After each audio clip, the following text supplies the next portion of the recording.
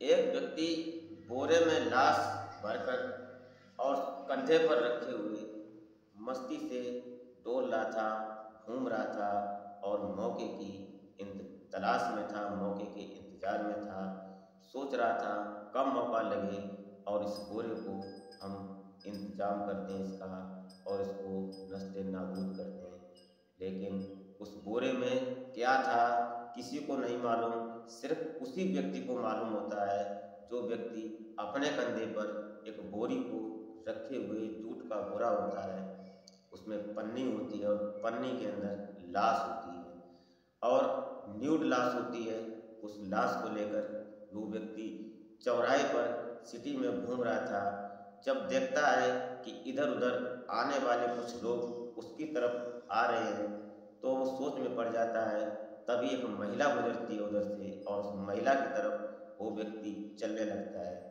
वो सोचता है कि ये कोई बात होगी तो मैं इसी की तरफ चलता हूँ तो ये हमसे शायद न पूछे। नमस्कार, प्रणाम, मैं अजय कोहली। आज की जो वारदात मैं आपके सामने ला रहा हूँ, ये वारदात मेरठ से है और मेरठ में एक ऐसा कांड हो गया, एक ऐसा मर्डर हो गया जो कि 1 साल बाद इसकी मिस्ट्री खुलती है। जहाँ पुलिस परेशान थी, हैरान थी, पुलिस ने हार तक कर उस फाइल को बंद कर दिया था, रख दिया था। क्योंकि पुलिस भी करे तो क्या करे, जब कोई क्लू नहीं मिलता है, कोई सबूत नहीं मिलता है, कोई प्रूफ नहीं मिलता है, तो फिर पुलिस भी उस केस को बंद बक्से में रख देती है। जब उस पर कोई तर्क करे या उस केस के पीछे कोई पड़े तो पुलिस भी उसमें हाथ डालती है और पुलिस अपना काम करती है। लेकिन यहाँ ऐसा कुछ नहीं था। बात करते हैं यहाँ जो परवीना होती है और परवीना का पति साजिद होता है। परवीना की शादी 2020 में हुई थी और उसकी मौत भी हुई। शादी साजिद से होती है। साजिद मेरठ का रहने वाला होता है और इन दोनों की शादी जब हो जाती है, इनके एक बच्चा भी होता है और प्रेजेंट में वो महिला प्रेग्नेंट भी होती है। लेकिन ऐसा क्या कारण बना जो उस महिला को उसके पति ने मार दिया या अन्य किसी ने मार दिया, ये बात अभी तक मिस्ट्री बनी हुई थी, एक रहस्य था। और ये रहस्य खोलने के लिए एक समय जब पुलिस इस बात की इन्वेस्टिगेशन कर रही थी पूरे मोहल्ले में, और मोहल्ले क्या, उस मोहल्ले से जो पड़ोस में लगे हुए जो जिसको नगर बोलते हैं, वहाँ पुलिस इन्वेस्टिगेशन कर रही थी और हर किसी के घर जाकर हर किसी के दरवाजे पर पूछ रही थी, तब भी कोई पता नहीं चलता है।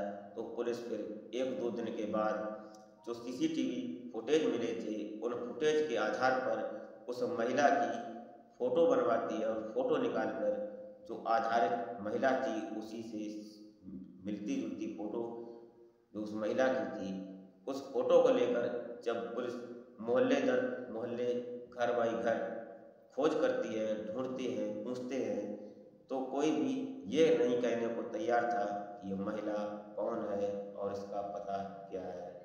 लेकिन जब पुलिस हार जाती है तब जाकर कहीं पुलिस ने सोचा कि जब कोई पीछे पड़ेगा तो फिर देखा जाएगा, सोचा जाएगा। लेकिन पुलिस ने उस फाइल को, उस फोटो को एक बंद करके और एक फाइल बंद कर दी। जब फाइल बंद कर देते हैं, लेकिन वो जो फोटो थी वो जो अज्ञात व्यक्ति होते हैं, जो कातिल होते हैं, अपराधी होते हैं, उनको उनकी एक चार्ट बनती है जिसे ब्लैक बोर्ड जैसे मान लेते हैं, वहाँ पर लगा देते हैं। तो वहाँ पर जब वो फोटो सार्वजनिक रूप से लगी हुई थी तो यहाँ पर जब एक व्यक्ति आता है वो देखता है कि ये महिला जानी पहचानी सी लग रही है। लेकिन तभी एक होमगार्ड जो वहीं ड्यूटी कर रहा था उसी थाने में, तो जब बोलता है कि यार इस महिला पे कहीं ना कहीं मुझे शंका लग रही है कि इसको हमने कहीं देखा है। एक दिन एक व्यक्ति जब आ जाता है तो उससे भी बात यही होती है। तो वो होमगार्ड उस महिला से और उस व्यक्ति से, और वो व्यक्ति जब उस होमगार्ड से दोनों मिलकर बात करते हैं और आस पड़ोस के ही रहने वाले होते हैं, तो पता चलता है कि ये महिला पड़ोस की है हमारे। तो जब उसका इतना क्लू मिलता है, इतना क्लू मिलने के बाद एक दूसरे से जब बात क्लियर हो जाती है तो बात आगे बढ़ जाती है। जब थाना अध्यक्ष महोदय के पास पहुंचती है बात, तो वो कहते हैं कि चलो अब इनकी इस केस की इन्वेस्टिगेशन करते हैं।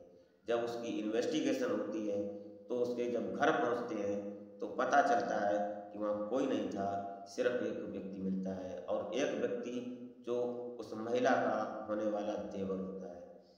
उससे जब पुलिस पूछताछ करती है तो वो कहता है कि हमें कोई पता नहीं है, लेकिन जो व्यक्ति साथ में गया था उस होमगार्ड से जो वार्ता हुई थी, वो व्यक्ति जब बताता है कि इसकी भाभी है वो, तो कहीं ना कहीं जब पुलिस ने उसको अपनी कस्टडी में ले लेते हैं और जब थाने लेकर आते हैं, तो जब पुलिस अपने तरीके से पूछती है उस व्यक्ति से, तो वो बताता है कि भाभी भाई के साथ गई होंगी, हमें नहीं मालूम है, हम कुछ बता नहीं सकते हैं, हमको इससे कोई मतलब नहीं है। लेकिन पुलिस ऐसे कैसे छोड़ने वाली थी? पुलिस तो पुलिस है, कानून तो कानून है। कानून ने अपना रंग दिखाया और कानून ने अपनी ताकत दिखाई, तो वो जो व्यक्ति था वो टूट गया और उसने बताया कि हाँ, हमने ही और हमारे भाई ने ही इसकी गला दबाकर हत्या कर दी। हत्या इस प्रकार की कि अभी तक मिस्ट्री बनी हुई है।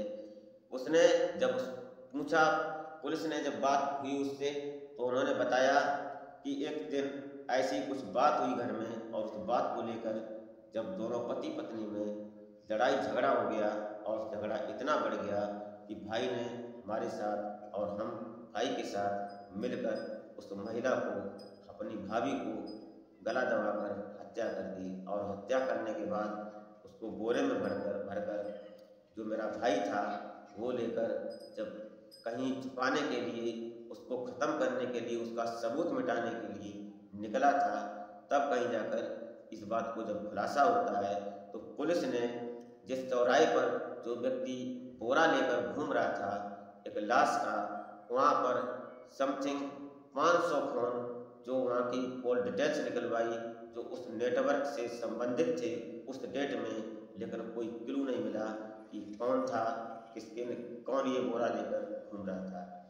उसके बाद लगभग 200 सीसीटीवी कैमरे ढूंढे खगोले गए, लेकिन तब भी कोई क्लू ऐसा नहीं मिला जो कि उस व्यक्ति तक पहुंचा जाए जो भी वो उस बोरे को लेकर घूम रहा था उस चौराहे पर। तभी जब वो व्यक्ति बताता है तो उसने बताया कि हमारा भाई था। तो भाई जो होता है वो साजिद होता है, और साजिद इस महिला से जो शादी की थी इसने, इस महिला से पहले भी उसकी एक शादी हो चुकी थी और उससे कोई बच्चा नहीं था, लेकिन ये जो परवीना थी इससे इसकी दूसरी शादी थी। ये महिला एक बच्चे से माँ थी पहले, और फिर उसके बाद अभी प्रेजेंट में प्रेग्नेंट भी थी, लेकिन कारण क्या बना कि इन्होंने इसकी हत्या कर दी। हत्या क्यों कर दी ये अभी रहस्य है। कुछ क्लू मिले और कुछ कानून में और कुछ सोशल मीडिया पर जो उस व्यक्ति को बोरे में लेकर लाश चौराहे पर टहलते हुए जो सीसीटीवी फुटेज मिले थे, ये वीडियो जब ढंग से वायरल हुई, सोशल मीडिया पर चढ़ गई, तब जाकर इस बात पर पुलिस ने एक्टिविटी जाहिर की। वहीं पर एसएसपी रोहित सिंह का मानना है कि अभी पुलिस इन्वेस्टिगेशन जारी है, लेकिन अभी जो सच क्लू था वो नहीं मिला और कोई मोटिवेट अभी तक देवर ने नहीं दिया। फिलहाल देवर जो है वो पुलिस की कस्टडी में है, पुलिस के अंडर है, कानून उस पर अपना शिकंजा कस चुकी है। और अभी जो उसका भाई था जो मैन हत्यारा है, जो असली हत्यारा है, वो अभी फरार है। अब कब तक बचता है वो, क्योंकि भाई पुलिस की कस्टडी में है, एक ना एक दिन कानून उसको अपनी हिरासत में ले ही ले गया। लेकिन कहते हैं कि कानून को कोई खिलवाड़ न समझे, कानून कानून होता है। कानून संविधान बहुत बड़ी चीज़ है जो देश की धरोहर है, और देश इसी कानून से चलता है, इसीलिए कानून को सलाम करते हैं। तो कहने का मतलब जिसने मर्डर किया वो फिलहाल अभी पुलिस की कस्टडी से बाहर है। उसका भाई, उसका साथ देने वाला, वो पुलिस की कस्टडी में है। और जो मर्डर क्यों हुआ वो फिलहाल अभी राज खुला नहीं है। ये मिस्ट्री 1 साल पुरानी है। अभी जाकर जब सोशल मीडिया पर ये वीडियो तैरी, जब वीडियो ने अपना रंग दिखाया सोशल मीडिया पर, तब जाकर पुलिस ने अपनी एक्टिविटी दिखाई और आज पुलिस की कस्टडी में जो था वो सच है। तो आज की वीडियो, आप आज की कहानी सुनाने का मतलब आपको हैरान परेशान करना नहीं है। वीडियो अच्छी लगे तो लाइक कर दिया करें और चैनल को सब्सक्राइब कर दें और वीडियो आगे बढ़ा दिया करें। जिससे शेयर कहते हैं, शेयर करने से हमारा मोटिवेशन बढ़ता है, हमारा हौसला बढ़ता है और आप हमारे यूट्यूब फैमिली के अहम हिस्सा हैं। तो नेक्स्ट वीडियो में फिर मिलते हैं, तब तक के लिए